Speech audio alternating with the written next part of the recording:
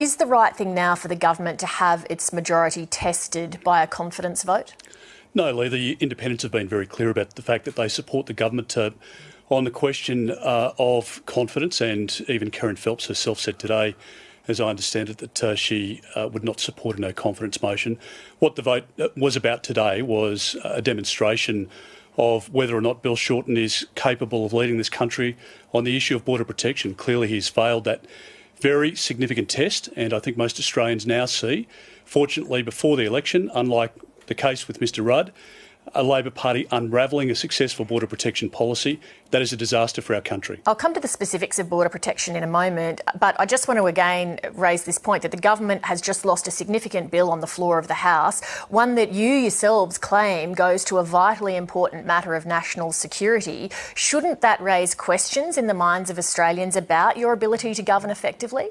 No, Lee, I think particularly on the issue of border protection, we've demonstrated over a long period of time, not only have we been able to clean up Labor's mess... But you have to be able to get your policies through the parliament when you're the government. Well, of course, and we are able to deal with the cleaning up of Labor's mess. We've got kids out of detention. We've got 60 people, medical staff, up on Nauru for a population of 400 people now. So the claims are false in relation to the medical attention that's required. This is about Mr Shorten trying to appease the left of his party, and Mr Shorten has chosen for the choice between trying to get the politics settled in his own ranks.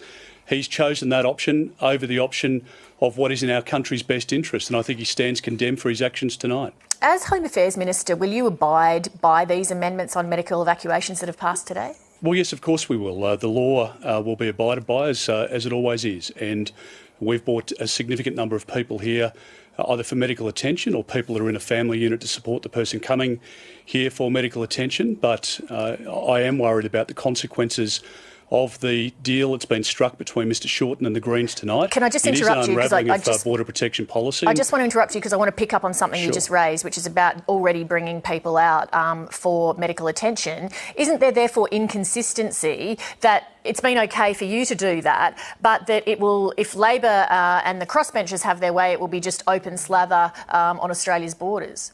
So, Lee, under the arrangements that Mr Shorten and the Greens have passed through the House of Representatives tonight, we have people that can come to our country from Manus or Nauru, people that have been charged with child sex offences, people that have been charged or allegations around serious offences, including murder. And how many of those are on Nauru and Manus? Well, I would suggest to you that Australians don't want those people to come to Australia. How many of them are on Nauru and Manus? People charged with serious offences like child sex offences? We'll release that detail if it's appropriate to do so. Well, you're the relevant minister, I'm asking you tonight. I'm going to your point as to what is the difference between the government's approach and the Leader of the Opposition's approach. The government's approach is to make sure that the government determines who comes to our country and who doesn't. The Labor Party has clearly abrogated that responsibility, and they are, at the moment, in reckless territory, and I think Bill Shorten realises that. But the option for him was to see the left go completely off the reservation, and he chose not to side with national security, and I think it's a very dark day for the Labor Party. Do you think that most Australians believe that a bill allowing for the evacuation of Sikh refugees who've been held on Nauru and Manus Island for 5 years will open the floodgates to boat arrivals on our shores? Well, we saw it when Mr Rudd came into government in 2007, when he said that he wouldn't unravel a successful policies of John Howard. We saw 50,000 people arrive.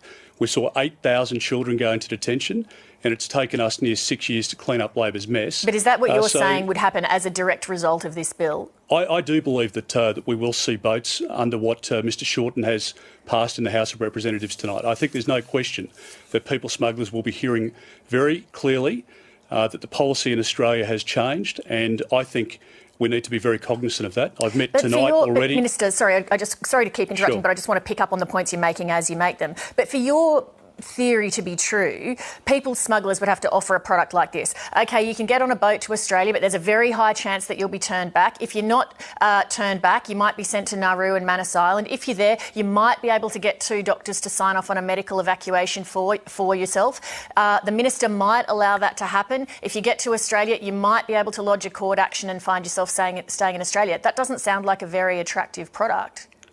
Well, Lee, people are drowning on the Mediterranean right now. There are 1,200 people who drowned trying to get here to Australia last time. That's the risk that people are prepared to take. But you're saying as a direct result of this policy, it's making things more attractive for people to come to Australia. Of course and I'm trying to give the example that it still is a very unattractive product. No, it's not. It's not actually. This puts Australia back on the map for people smugglers, and Bill Shorten has that on his shoulders. That's the reality of what we've seen in the House tonight. We were cleaning up Labor's mess. We've got 4 kids left on Nauru who have packed their bags, ready to go to the United States. No children. In fact, nobody in detention on Nauru or Manus.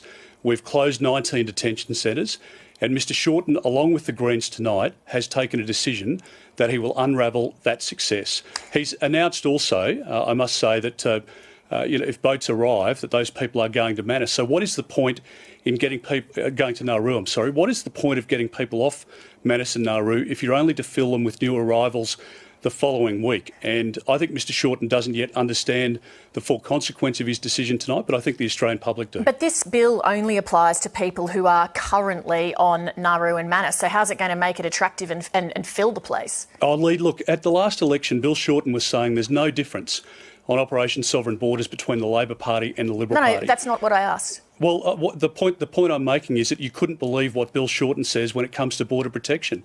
He'll say one thing before the election and he does completely the opposite after. If Mr Shorten is elected in May, I can promise you this policy will apply to people newly arrived on Nauru.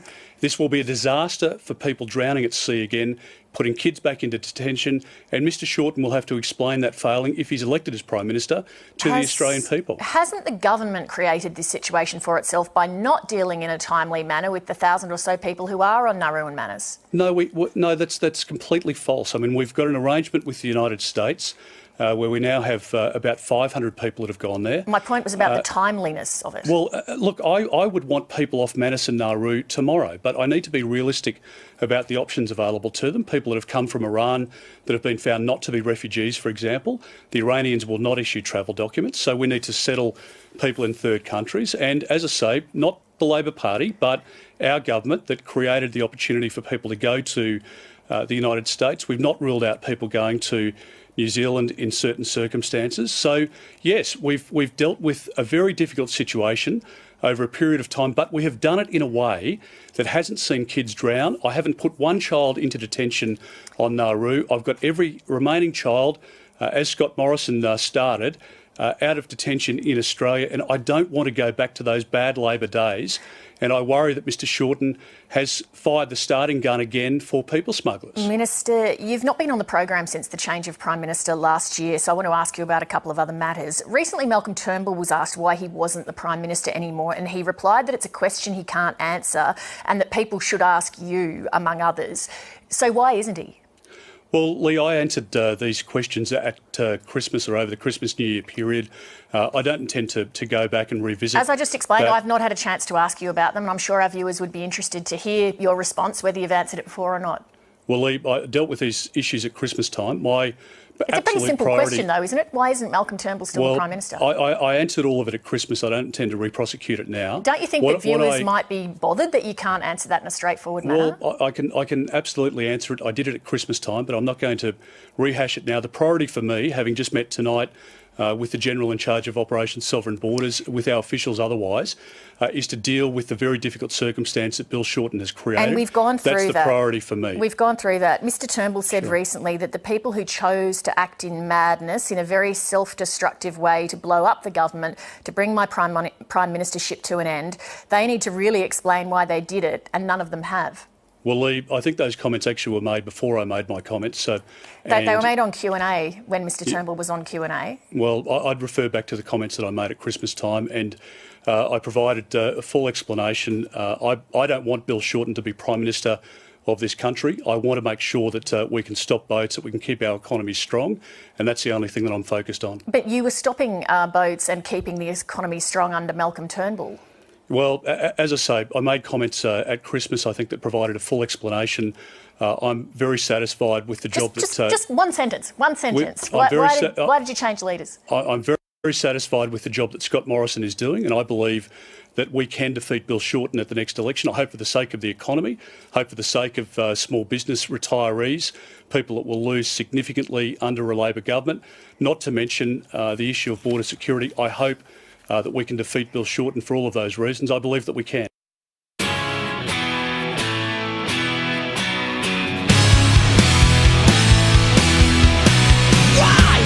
Tell me how to live my life. Who are you to tell me if it's black or white? Mama, can you help me try to understand? Is innocence the difference between a boy and a man? My daddy lived a life, it's just the price that he paid. Sacrificed his life, just slaving away.